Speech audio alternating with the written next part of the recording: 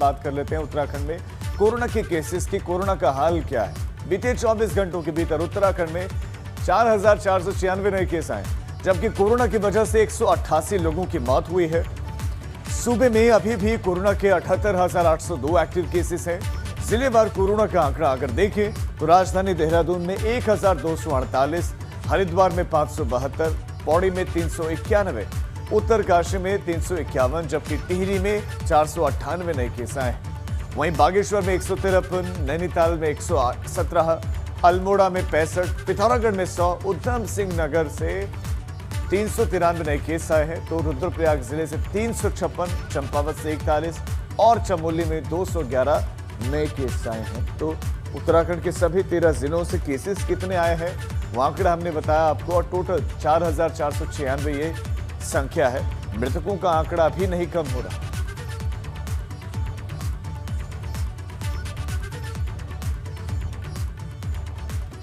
बात करते हैं कोविड कर्फ्यू की। उत्तराखंड में जिस तरह के हालात हैं उससे देखते हुए कोविड कर्फ्यू को आगे बढ़ाया जा सकता है और सीएम तीरथ सिंह रावत ने इसके संकेत भी दे दिए हैं। दरअसल कोरोना की चेन को तोड़ने के लिए प्रदेश में 18 मई तक कोविड कर्फ्यू लगाया गया है। 18 मई की सुबह 5 बजे तक कोविड कर्फ्यू है, मगर प्रदेश में कोरोना अभी भी काबू में आया नहीं। ऐसे में इस बात की संभावनाएं पूरी हैं कि कोविड कर्फ्यू को हफ्ते भर के लिए आगे बढ़ाया जा सकता है। कर्फ्यू हम लोग जो कोविड कर्फ्यू जनता कर्फ्यू मैं कहूँगा, तो इसको हम लोग फिर आगे हो सकता है कि 7 दिन तक के लिए और आगे बढ़ाएंगे। और खबर पर विनोद हमारे संवाददाता ज्यादा जानकारी के साथ जुड़ गए। विनोद, मुख्यमंत्री का बयान ये दर्शाता है कि कोविड कर्फ्यू आगे बढ़ेगा, संकेत बिल्कुल स्पष्ट है। लेकिन विनोद, सबसे बड़ा सवाल यह है कि कोविड कर्फ्यू प्रदेश में लगा हुआ है, लंबे समय से लगा हुआ है और दूसरे राज्यों में लगा हुआ, लेकिन कोरोना के जो आंकड़े दूसरे राज्यों में घट रहे हैं, चाहे उत्तर प्रदेश की बात कर लें चाहे दिल्ली की बात कर लें, लेकिन उत्तराखंड में नहीं घट रहे हैं। तो ऐसे में क्या इस बार का कोविड कर्फ्यू ज्यादा बंदिशों वाला हो सकता है या फिलहाल ऐसे ही आगे बढ़ेगा ये कोविड कर्फ्यू? राजीव, देखिए, अगर उत्तराखंड में बात करें तो करीब 5 दिन ऐसे हो गए हैं कि कोविड के मामलों में थोड़ी सी गिरावट जरूर आई है। जहां एक तरफ कोविड के मामलों में गिरावट आई है, उसके साथ साथ में जो मौत के आंकड़े हैं वो चरम सीमा पर है। कल ही 188 लोगों की मौत कोविड के कारण हुई है, तो ये चिंताजनक जरूर है। राज्य सरकार सख्ती बरतने के निर्देश पहले से ही हैं और ऐसे में कल कोविड कर्फ्यू की पूरा उत्तराखंड से मियाद कल सुबह 5 बजे खत्म हो जाएगी। और ऐसे में अब राज्य सरकार एक तरफ जहां कोविड कंट्रोल करने की कोशिश में है, तो वहीं अब सरकार ये चाहेगी कि 1 सप्ताह और उत्तराखंड में कोविड कर्फ्यू रहे, क्योंकि लगातार कोविड के मामलों में इजाफा होता जा रहा है। और सबसे चिंताजनक बात राजीव ये है कि मौत के आंकड़े बढ़ रहे हैं, क्योंकि 188 छोटे से प्रदेश में जान जाना लोगों की, तो कितना बड़ा चिंता का सवाल है ये ज़रूर आप भी अंदाज़ा लगा सकते हैं। राज्य सरकार कल से यानी 18 मई से लेकर 26 मई तक कोविड कर्फ्यू पूरे प्रदेश में लगा सकती है, क्योंकि कल मियाद सुबह 5 बजे खत्म हो जाएगी। अनावश्यक लोगों को घूमते हुए लोगों पर कार्रवाई तो जरूर की जा रही है, लेकिन जो कल से बंदिशें होंगी, पाबंदियां होंगी, वो और सख्ती के साथ हो जाएगी, क्योंकि अब सरकार की मंशा होगी और कोशिश यही होगी कि आखिरकार बढ़ते इस संक्रमण पर, बढ़ते कोविड के कारण जो मौत हो रही है उस पर कैसे नियंत्रण हो। तमाम और राज्य सरकार की ओर से लोगों से भी अपील की जा रही है कि अनावश्यक घरों से बाहर मत निकलिए। और ऐसे में सरकार की तरफ से सामाजिक जो संगठन है उनसे भी अपील की जा रही है कि ऐसे में लोगों की मदद करें, अगर सक्षम है तो लोगों की भी मदद करें। तो ये तमाम जितने भी कार्य किए जा रहे हैं, चाहे कोविड कर्फ्यू हो, बंदिशें हों, पाबंदी हो या फिर सामाजिक संगठनों से सरकार की अपील हो, ये तमाम इस वजह से किए जा रहे हैं। सारे निर्णय इसलिए लिए जा रहे हैं कि ताकि बढ़ते इस संक्रमण में कोविड के मामलों पर विराम लग पाए। और जो सबसे बड़ा चिंता का सवाल है, जो बढ़ती मौत का दर है, उस पर रोक लग सके। और ये भी मैं आपको बताऊं, उत्तर प्रदेश की राजधानी लखनऊ हो या फिर महाराष्ट्र की राजधानी मुंबई हो, तमाम ये बड़े शहर ऐसे हैं जहां पर अब कोविड के मामले धीरे धीरे कम हो रहे हैं। लेकिन अब राजधानी देहरादून की बात करें तो देहरादून में लगातार कोविड के मामले बढ़ रहे हैं। हालांकि पहाड़ से लेकर मैदान तक कोविड का जो एक रूप है उसने अपना कहर बरपाना अभी भी जारी है, लेकिन पहाड़ से लेकर मैदान तक कोरोना का भयंकर रूप यहाँ देखने को मिल रहा है। और सबसे अधिक अगर प्रभावित जिला है तो वो देहरादून है। मुंबई, लखनऊ के बाद में अगर किसी का नाम आता है तो वो देहरादून का नाम है, क्योंकि लगातार कोविड के मामले बढ़ रहे हैं। और ऐसे में कल राज्य सरकार की तरफ से जो में केसेस जहां कम हो रहे हैं उत्तराखंड में, देहरादून में ऐसा बिल्कुल नहीं दिख रहा है। फिलहाल बहुत शुक्रिया आपका इस तमाम जानकारी के लिए। तो इस पर मंथन करने की आवश्यकता है कि सिर्फ मामूली गिरावट क्यों, एक जो है लगातार गिरावट क्यों नहीं केसेस में देखने को मिले, मृतकों का आंकड़ा लगातार क्यों बढ़ रहा है, तो क्या और ज्यादा सख्ती की आवश्यकता है कोविड कर्फ्यू में? आगे बढ़ते हैं। सीएम तीरथ सिंह रावत ने कोरोना की तीसरी लहर की आशंका को देखते हुए कहा कि सरकार पूरी तरह तैयार है और अभी इसके लिए तैयारियां की जा रही हैं। कोरोनाग्रस्त मरीजों के बच्चों और परिजनों के लिए अस्पतालों के आसपास होटल और संस्थानों में उनके ठहरने की व्यवस्था की जाएगी, जिनके लिए जिलों के डीएम को निर्देशित किया गया। जो तीसरा वेव आएगा, थर्ड वेव होगा, उसके लिए अभी से हमारी पूर्ण तैयारियां हैं और मैं कह सकता हूं कि उस समय हमारे पास पूर्ण तरह तैयारी और हम लोग अपने आप में सक्षम होंगे। साथ में ही हॉस्पिटल के अगल बगल कुछ संस्थान और होटल्स, ये हमने कह दिया डीएमओ को और मैंने सीधा कहा कि उसकी तैयारी भी आप अभी से रख लें। सीएम तीरथ सिंह रावत ने ऐसे लोगों की मदद की अपील की है जो मदद करने में सक्षम है। उनसे अपील की कि आइए, आप आगे आइए, मदद कीजिए। सीएम ने कहा कि उत्तराखंड को अलग अलग संस्थाओं की तरफ से मदद मिल रही है। दिल्ली की एक संस्था ने जहां 40 ऑक्सीजन कंसंट्रेटर राज्य को दिए, हेमकुंड फाउंडेशन ने भी 50 डुअल ऑक्सीजन कंसंट्रेटर और 50 ऑक्सीजन सिलेंडर दिए माध्यम से और हमारे मंत्री गणेश जोशी के तत्वाधान में ये 40 कंसंट्रेटर ऑक्सीजन प्राप्त हुए हैं और इनको हम अभी सीधे पहाड़ के ज़िलों में भेज देंगे। यहाँ भी इन्होंने बहुत सारा दिया हुआ है, कई तरह के ऑक्सीजन, शायद प्लांट में भी इन्होंने मदद की और भी इन्होंने हमसे कहा था कि हमारे जो सत्संग जो परिसर है वहाँ भी आप कोविड सेंटर खोल सकते हैं। पिथौरागढ़ जिले के कोविड प्रभारी बिशन सिंह चुफाल ने डीडीहाट, मुनस्यारी तहसील के सामुदायिक केंद्र, प्राथमिक स्वास्थ्य केंद्र का निरीक्षण किया और इस दौरान उन्होंने दवाइयों, वैक्सीन, ऑक्सीजन की उपलब्धता की जानकारी ली। इसके साथ ही वैक्सीनेशन सेंटर की स्थिति का निरीक्षण किया। बिशन सिंह चुफाल ने कहा कि जिले में 74 और वैक्सीनेशन सेंटर प्रस्तावित हैं।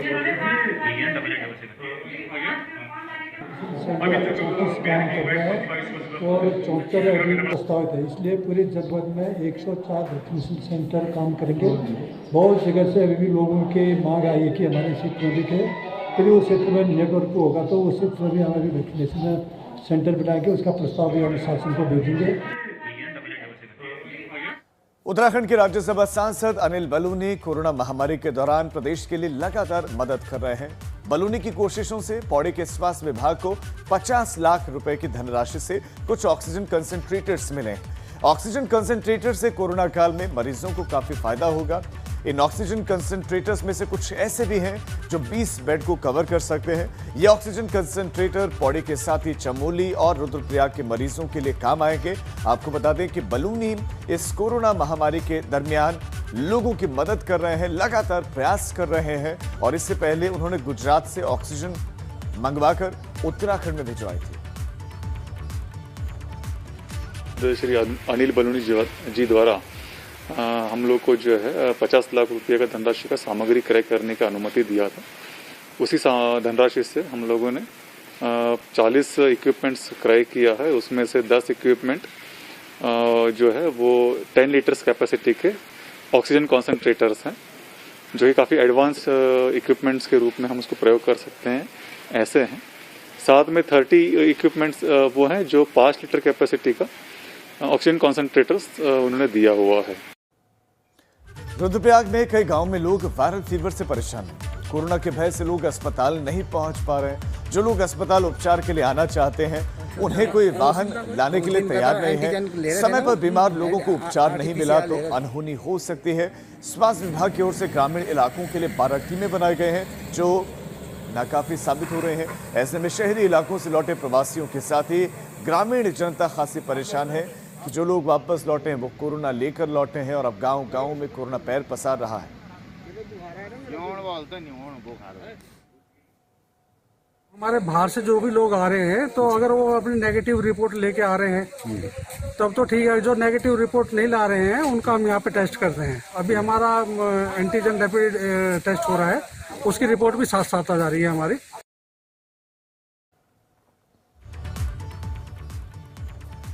तो वायरल फीवर का कहर, अब वाकई वायरल फीवर है कि ये कोरोना की दस्तक है या ये कोरोना है? लोगों को अब डर लग रहा है कि ये कहीं कोरोना तो नहीं, क्योंकि एक साथ इतनी बड़ी संख्या में इतनी बड़ी आबादी पर इसका असर दिख रहा है। सिर्फ रुद्रप्रयाग नहीं, दूसरे जिलों में भी अब ऐसा कहा जा रहा है कि हर एक परिवार में कोई ना कोई सदस्य इस तरह के बुखार से जूझ रहा है।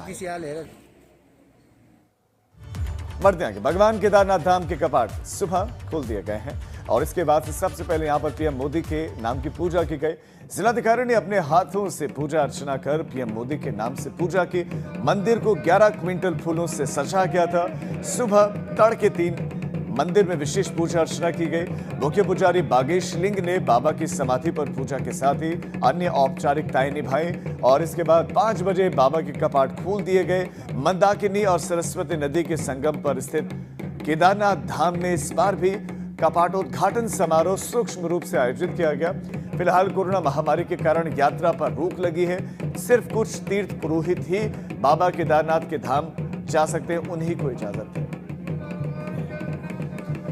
तो वही यमुनोत्री धाम के कपाट 14 मई को, तो गंगोत्री धाम के कपाट 15 मई को खुल चुके हैं। चारों धामों में अब सिर्फ बद्रीनाथ धाम के कपाट खुलने बाकी हैं, जो 18 मई यानी कि कल सुबह 4:15 पर खुलेंगे। और इन सभी धाम में कोरोना के कारण श्रद्धालुओं को आने की अनुमति नहीं है।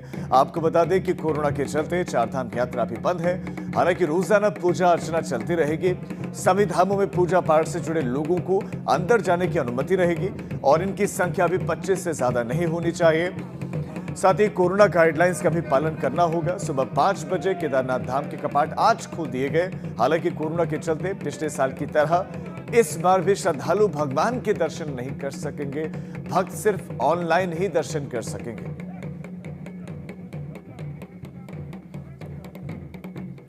और हमारे संवाददाता रोहित डिमरी खबर पर ज्यादा जानकारी के साथ जुड़ गए हैं। रोहित, 4 ये धाम हैं और उसमें से 3 धामों के कपाट खोल दिए गए हैं।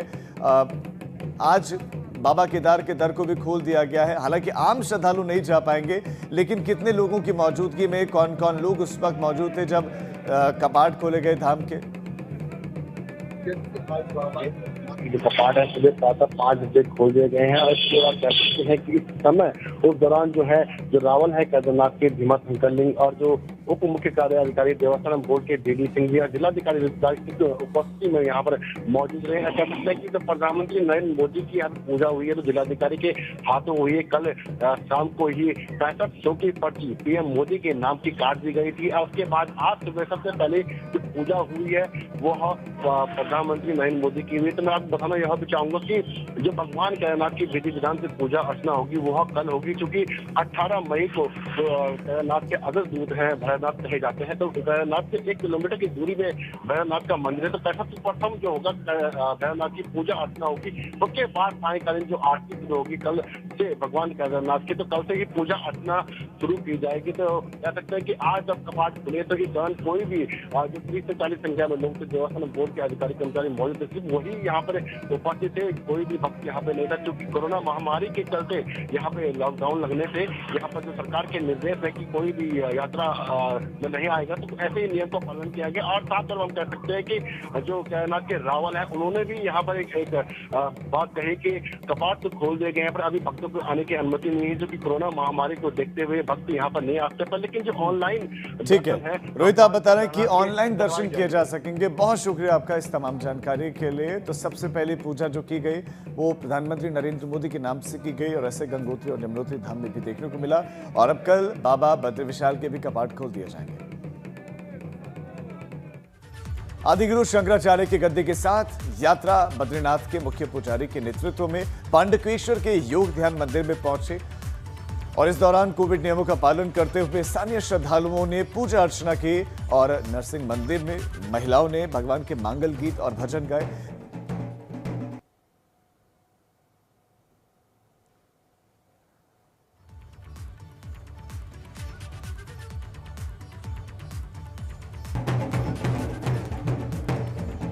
बड़ी खबर, देश में कोरोना का क्या है आंकड़ा, जल्दी से बताते हैं आपको। 24 घंटे में जो केसेस सामने आए उसकी संख्या 3 लाख से भी कम हो गई है। 2,81,386 नए केसेस आए हैं। राहत की बात यह है कि 4 लाख से कम होकर 3 लाख पहुंचे और अब 3 लाख से भी घट गए आंकड़े। 2,81,386 नए केस आए हैं। 3,78,741 लोग ठीक भी हुए हैं 24 घंटों में, यानी रिकवरी रेट ज्यादा अब, जबकि 24 घंटों में मौत का आंकड़ा जो है वो बरकरार है और उसमें कहीं कोई कमी नहीं। 4,106 लोगों की मौत हुई है। अब सवाल यही है कि जो आंकड़े घट रहे हैं, क्या ये टेस्टिंग का कोई खेल है, इस वजह से आंकड़े घट रहे हैं? सवाल ये है कि अगर आंकड़े घट रहे हैं तो मौत का आंकड़ा क्यों नहीं घट रहा है? मौत के आंकड़े में ये कमियां क्यों नहीं दिख रही है? देश भर का ये कोरोना का आंकड़ा आपके सामने हमने रखा है। 2,81,386 नए केस आए हैं, लेकिन मौत का जो आंकड़ा है वो तो बना हुआ है और कल के मुकाबले और ज्यादा केसेस जो है सामने आए हैं। मृतकों की संख्या बढ़ी है। 4,106 लोगों की मौत हो गई है बीते 24 घंटों में।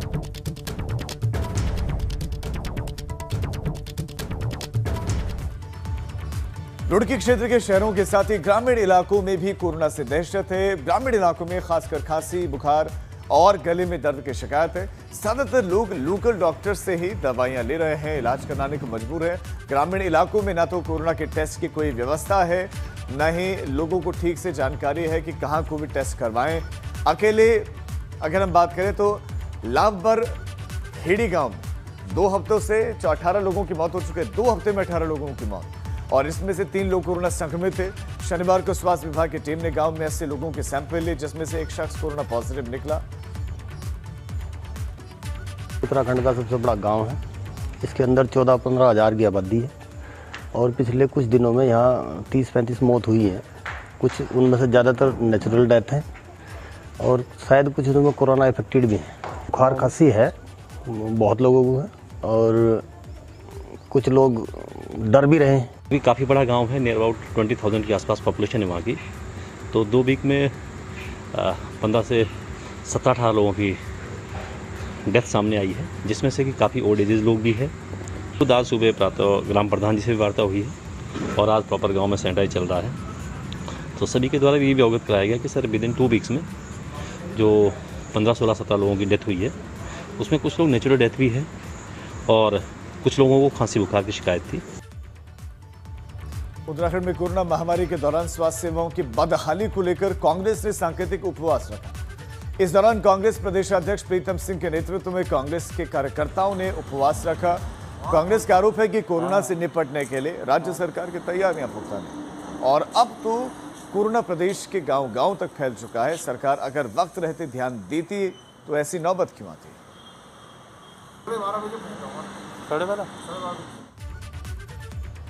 हरिद्वार के कोविड हॉस्पिटल में 65 कोरोना मरीजों की मौत का मामला सामने आने के बाद हड़कंप मचा। आरोप है कि इस अस्पताल में इन मौतों की सूचना को प्रशासन से छिपाया। 25 अप्रैल को 12 मई के बीच में 25 अप्रैल से लेकर 12 मई के बीच में इन मौतों की कोविड कंट्रोल रूम को जानकारी नहीं दी गई। राज्य सरकार के कोविड कंट्रोल के नोडल अधिकारी ने हॉस्पिटल और सीएमओ हरिद्वार को नोटिस भेजकर जवाब तलब किया है। बीच में कुछ डॉक्टर्स जो है वो अवकाश में होने के कारण वो तुरंत जो है प्रॉम्प्टली अपडेट नहीं कर पाए हैं करके सूचना आ रहा है। फिलहाल इसको डिटेल ढंग से जो है अभी रिव्यू करने के लिए आदेश किया हूँ। इसमें जब भी कोई डेथ होता है उसके बाद डेथ ऑडिट भी जो है एक टाइम के अंतर्गत होना चाहिए, मगर उसमें जो है किसी डॉक्टर का अवकाश में होने के कारण उसको तत्काल जो है संकलन ना कर पाने का सूचना मिल रहा है, तो इसको जो है सुचारू रूप से ढंग से करने के लिए जो है निर्देश दिया है। हरिद्वार के बैरागी कैंप में अतिक्रमण को लेकर शनिवार को जिला प्रशासन ने कार्रवाई की और इस दौरान बैरागी अखाड़ों की तरफ से किए गए निर्माण को जेसीबी की मदद से हटवाया गया, मगर इसे लेकर बैरागी अखाड़ों के संत आक्रोशित हैं। बैरागी अखाड़ों के संतों ने प्रशासन और सरकार के खिलाफ नारेबाजी की और धरना दिया। प्रशासन का कहना है कि बैरागी अखाड़ों को नोटिस दिए जाने के बावजूद भी अतिक्रमण नहीं हटवाया गया था, जबकि बैरागी अखाड़े के संत कार्रवाई को गलत बता रहे हैं। शासन प्रशासन ने पहले नोटिस दिए थे, इस बात को हम मानते हैं, लेकिन कहने मतलब कि हम यहाँ बनाए हैं या यहाँ कब्जा जमाए तो हमारी पुरानी धरोहर है कुंभ मेला क्षेत्र की भूमि है, हम उतना ही अतिक्रमण किए हैं जितना जो प्रशासन ने पैसा दिया था, और हम भविष्य में कुंभ मेला लग सके ऐसी हम अपनी व्यवस्था बनाए थे। इसके लिए बनाए थे कि बैरागी कैंप जो है पूरा बैरागियों का है और कुंभ मेलों का है। कुंभ मेला के लिए आरक्षित भूमि है, तो वहाँ हजारों लाखों की मात्रा में अतिक्रमण हो गया। इसको देखते हुए हम लोगों ने यहाँ अतिक्रमण किया। हल्द्वानी के एक निजी अस्पताल में गर्भवती महिला की इलाज के दौरान मौत हो गई। इसी से गुस्साए परिजनों ने अस्पताल में जमकर तोड़फोड़ कर दी। मौके पर पहुंची पुलिस ने किसी तरह आक्रोशित लोगों को समझा बुझाकर शांत कराया। परिजनों ने अस्पताल में इलाज में लापरवाही का आरोप लगाया।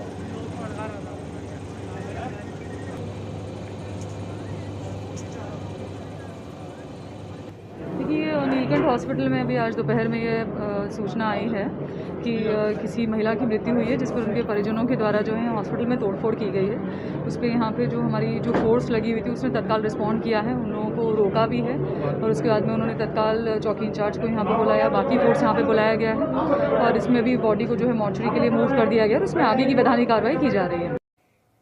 और अब एक अच्छी खबर, उत्तराखंड सरकार की तरफ से मोटर टैक्स में छूट देने की तैयारी की जा रही है और इसे लेकर राज्य सरकार पहले चरण में 3 महीनों का टैक्स माफ कर सकती है और इस बारे में परिवहन आयुक्त मुख्यालय ने सरकार को प्रस्ताव भेजा है और ये माना जा रहा है कि इस महीने के आखिरी तक सरकार इस बारे में कोई फैसला ले सकती है कि कम से कम 2 साल का टैक्स में छूट दी जाए और आर्थिक पैकेज देना भी बहुत अत्यंत आवश्यक है, क्योंकि लोग अपने घर चलाने के लिए बड़े परेशान हैं।